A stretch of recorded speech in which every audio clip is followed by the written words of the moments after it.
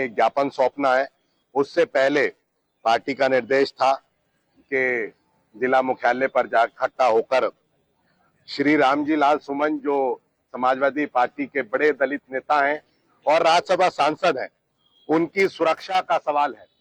जिस तरीके का व्यवहार, जिस तरीके का आक्रमण और जिस तरीके का जानलेवा हमला एक सांसद के ऊपर सरकार के संरक्षण में हो रहा है, ये एक सोचने का विषय है। पूरे प्रदेश के अंदर जिस तरीके की व्यवस्था सरकार पैदा कर रही है कि अगर सरकार किसी सांसद को, किसी दलित सांसद को सीधे कुछ नहीं कह सकती तो अपने संरक्षित गुंडों को आगे कर देती है कि आप जाइए और उसके घर पर हमला कीजिए और उसके ऊपर टायर फेंककर उसकी जान लेने का काम कीजिए। समाजवादी पार्टी पूरे प्रदेश के अंदर आज सड़क पर है और कोई भी कार्यकर्ता हो, कोई भी सांसद हो समाजवादी पार्टी का, सरकार उसे कमजोर समझने की कोशिश कतई ना समझे। हम अपनी पार्टी के कार्यकर्ता और सांसद और समाजवादी पार्टी के आदरणीय राष्ट्रीय अध्यक्ष आदरणीय अखिलेश यादव जी के निर्देश पर समस्त पीडीए परिवार के लोगों की सुरक्षा के लिए आज हम यहां पर आए हैं। और जैसे आदरणीय सांसद जी ने कहा कि आज सिर्फ संकेत दे रहे प्रशासन को, नहीं तो पूरे जिले में चक्का जाम कर देंगे और प्रशासन को मजबूर करेंगे कि वो इस तरीके की कार्रवाई ना करे। और देखिए वातावरण कैसा है प्रदेश के अंदर।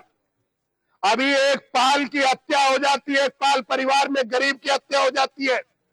प्रदेश के और देश के बड़े मिनिस्टर सांत्वना देना चाहते हैं लेकिन आर्थिक तौर पर कोई मदद नहीं करते।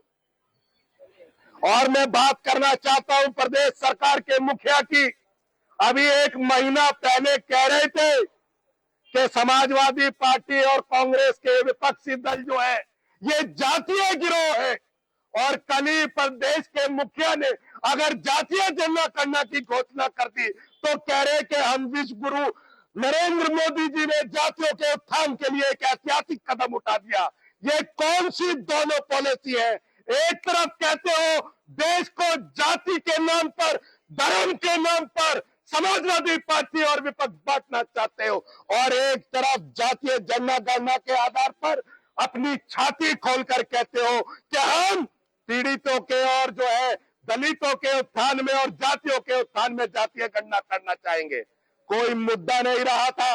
बिहार का और बंगाल का चुनाव सामने था तो जातीय जनगणना का टोटका वापस लाकर मजबूरन समाजवादी पार्टी के राष्ट्रीय अध्यक्ष अखिलेश यादव ने और आदरणीय हमारे मरहूम नेता मुलायम सिंह यादव ने सबसे पहले सदन में जातीय गणना की आवाज उठाई थी।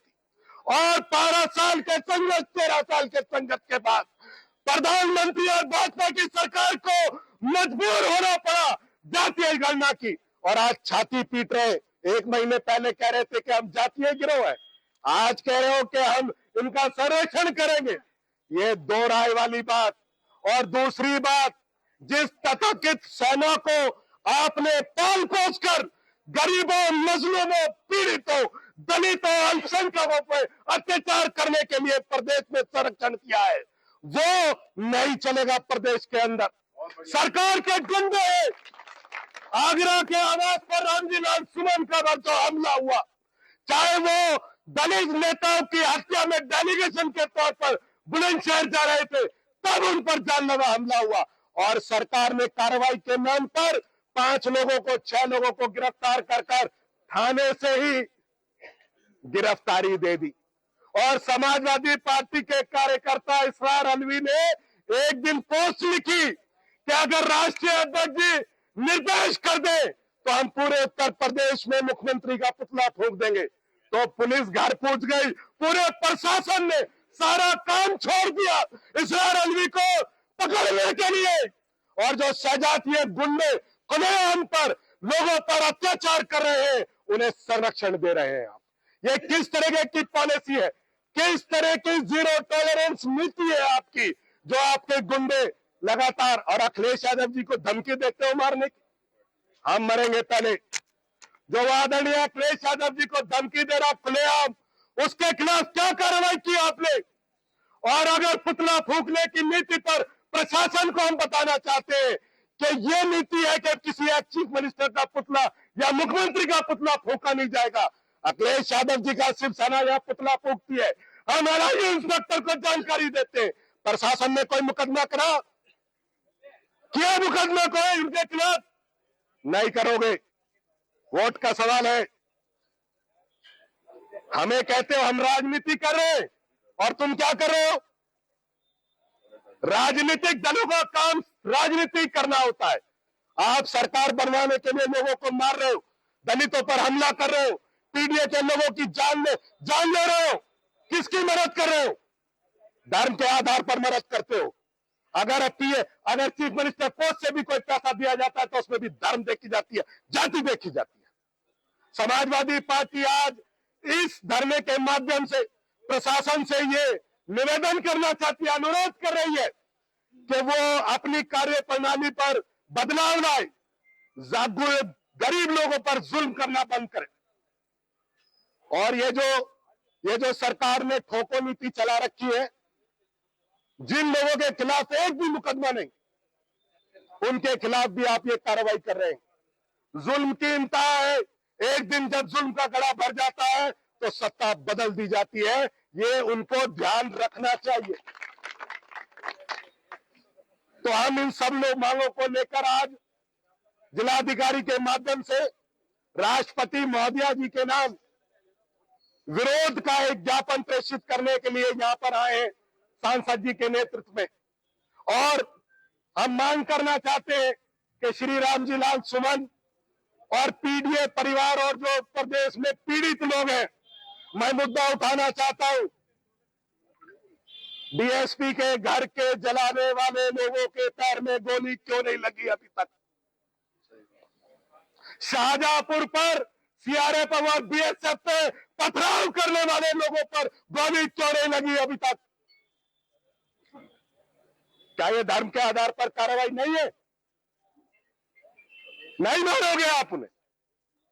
बीएचयू में बलात्कार करने वाले 4 छात्रों पे जो एबीवीपी के थे, आपने गोली मारी उनके? नहीं मारोगे। अपने वोट बैंक को संभालने की बात करते हो। समाजवादी पार्टी से कहते हो कि हम राजनीति करते हैं हर मुद्दे पर।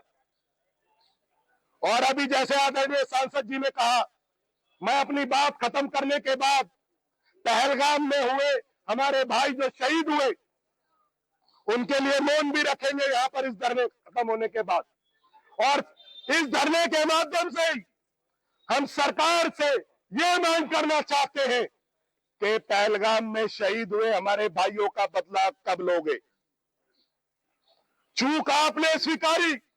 देश में किसी राजनीतिक दल ने यह नहीं कहा कि चूक हुई। जब आपके केंद्रीय संसदीय मंत्री ने बयान दिया ऑल पार्टी मीटिंग के बाद कि हमारी चूक थी, जब राजनीतिक दलों ने कहा कि आप सुरक्षा देने में नाकाम रहे। सेंटर में सरकार आपकी, कश्मीर में सरकार अमित शाह साहब की,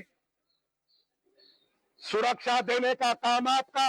जब जिम्मेदारी होती है तो भाग जाते हो, जब धर्म को आगे लाते हो, राष्ट्रवाद को आगे लाते हो और सारी आवाम को पीछे धकेल देते हो। तो हम इन सब मांगों को लेकर जिलाधिकारी जी को अब अपना ज्ञापन देंगे और इसके बाद मैं निवेदन करूंगा कि हम 2 मिनट का पहलगाम में शहीद हुए हमारे भाइयों के लिए, उनकी आत्मा की शांति के लिए मौन रखेंगे सब लोग।